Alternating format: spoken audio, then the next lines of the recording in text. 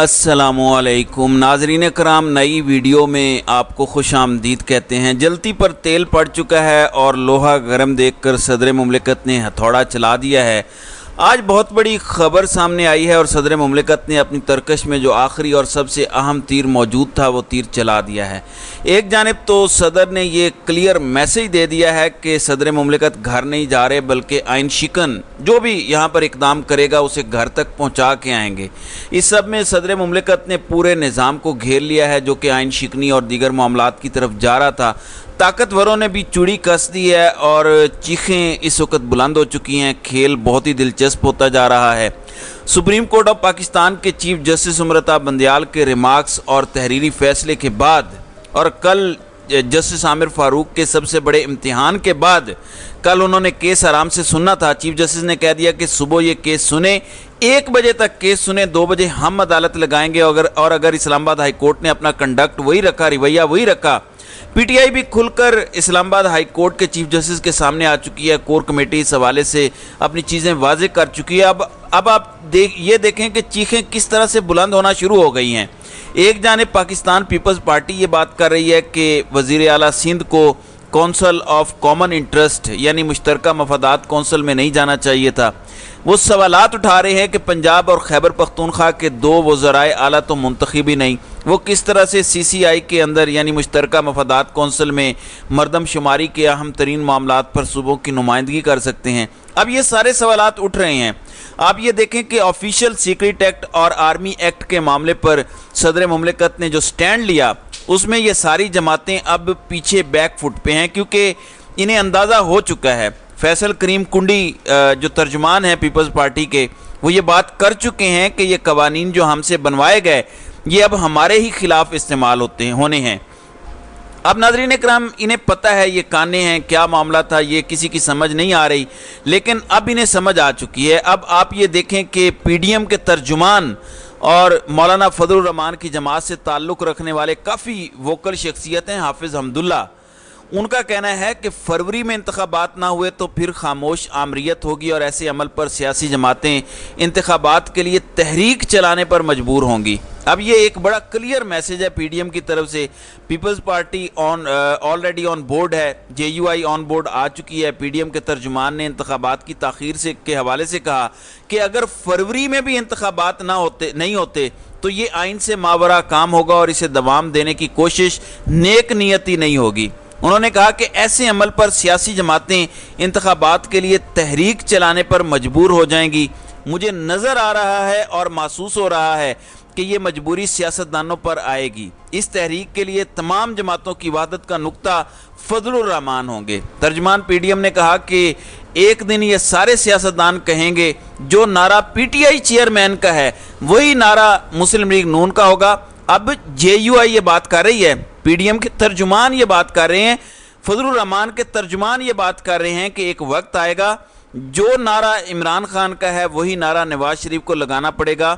आज जो नारा इमरान खान का है वही नारा मुस्लिम लीग नून को लगाना पड़ेगा। बिल्कुल सब तुम लोग मानोगे, सब आओगे इमरान खान की बात पर। पूरी कौम समझ चुकी है, बस ये चंद लोगों का टोला ही नहीं समझ पा रहा। फिर मुस्तकबिल में बनने वाली हुकूमत से मुतल्लिक उन्होंने कहा कि मुस्तकबिल में जो भी हुकूमत बनेगी उसमें हम भी होंगे, हमारे बगैर हुकूमत बनेगी तो चलेगी नहीं। उन्होंने निगरान काबीना के हवाले से कहा कि वफाक और सूबों में देख रहा हूँ कि किस तरह निगरान काबीना बनाई जा रही है। अगर साले भतीजे भाई और रिश्तेदार ही लगाने हैं, अगर उन्हें ही नवाजना है तो फिर इस तरह से चीज़ें नहीं चलेंगी। अब पीडीएम के तर्जुमान की तरफ से ये स्टेटमेंट सेल्फ एक्सप्लेनेटरी है, सब कुछ बयान कर रही है। अगली पिछली कहानियाँ इस एक स्टेटमेंट से वाज़ेह हो जाती हैं।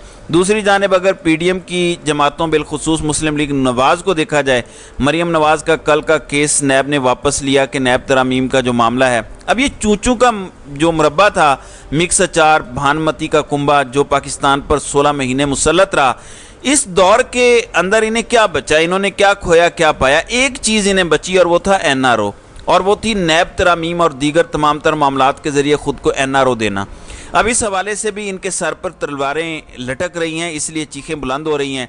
सुप्रीम कोर्ट ने नैब की अपील खारिज की और चीफ जस्टिस ने रिमार्क्स दिए एक केस के अंदर कि जुलाई में होने वाली नैब तरामीम मशकूक हैं और अदालती फैसलों से मुतसादिम हैं।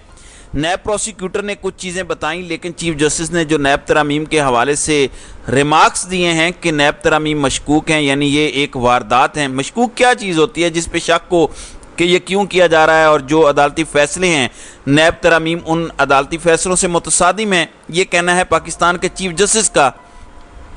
ناظرین اکرام، جیسے صدر مملکت نے بہت زیادہ کنٹرول کیا، بہت سے معاملات کے اندر وہ مصلحت کا شکار بھی ہوئے، مفاہمت کا شکار ہوئے، اور دس از ریالٹی، لیکن صدر مملکت بھی اینڈ پہ اب ڈٹے ہیں۔ ابھی میں صدر کے اقدام پہ بات کروں گا۔ صدر نے جو ان کی منجی ٹھوک کے رکھ دی ہے اور سب کو لائن حاضر کیا ہے، اب چیف جسٹس عمرتا بندیال بھی جاتے جاتے ان کا برا حال کریں گے۔ یہ سپٹمبر کا مڈ جو ہے یہ بڑا بھاری ہونے جا رہا ہے۔ ایک جانب صدر جاتے جاتے ان کے سر چڑھ گیا ہے، تو دوسری جانب چیف جسٹس بھی انہیں بخشنے کو تیار نہیں ہے۔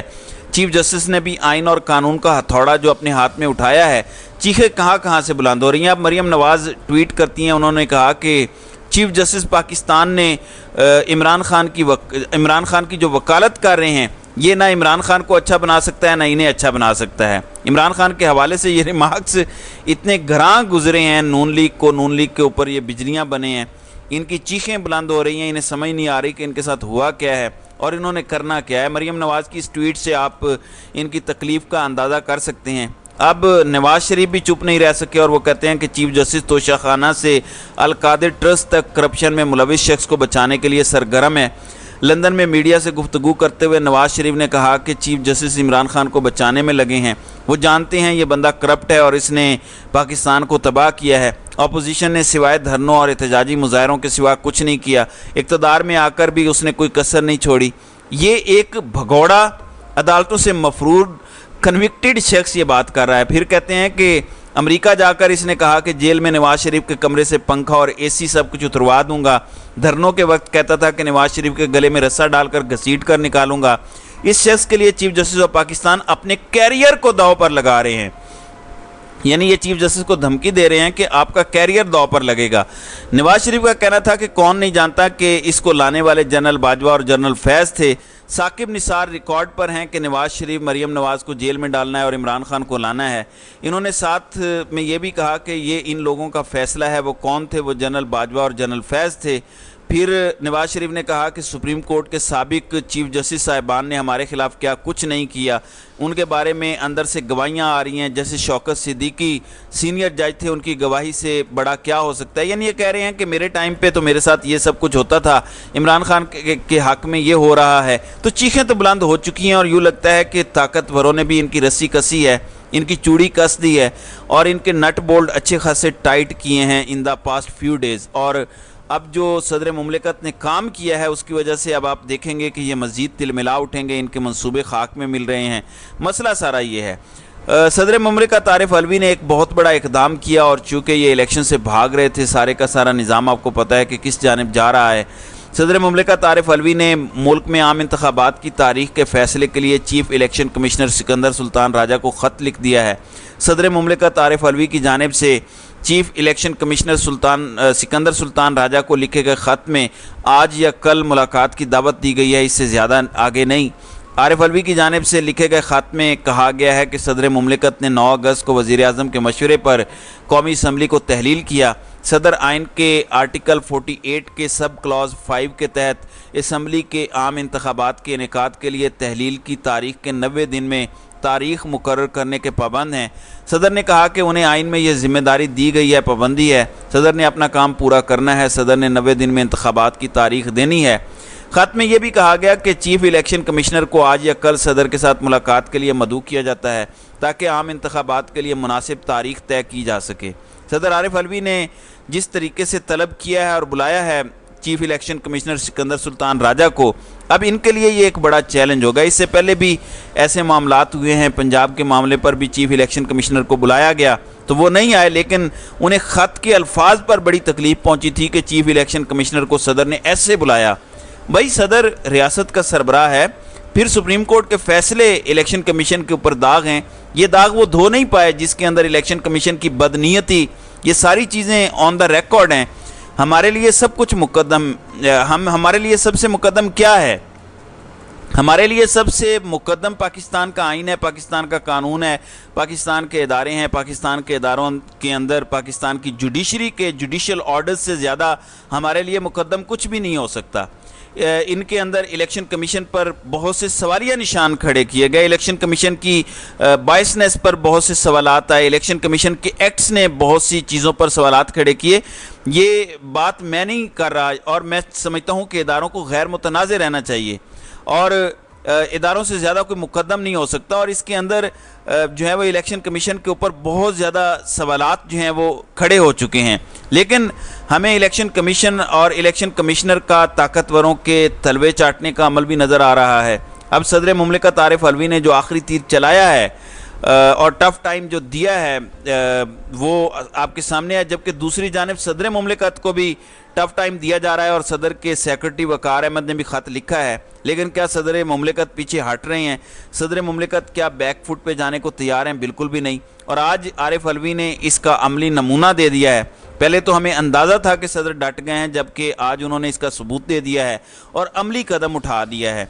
इलेक्शन कमीशन के लिए ये एक मुश्किल टाइम है। ये महज रिकॉर्ड की दुरुस्तियाँ हो रही हैं क्योंकि इन्होंने करना कुछ नहीं है, लेकिन सदर इन्हें फंसा रहे हैं क्योंकि ये आइन और कानून से इधर उधर होंगे।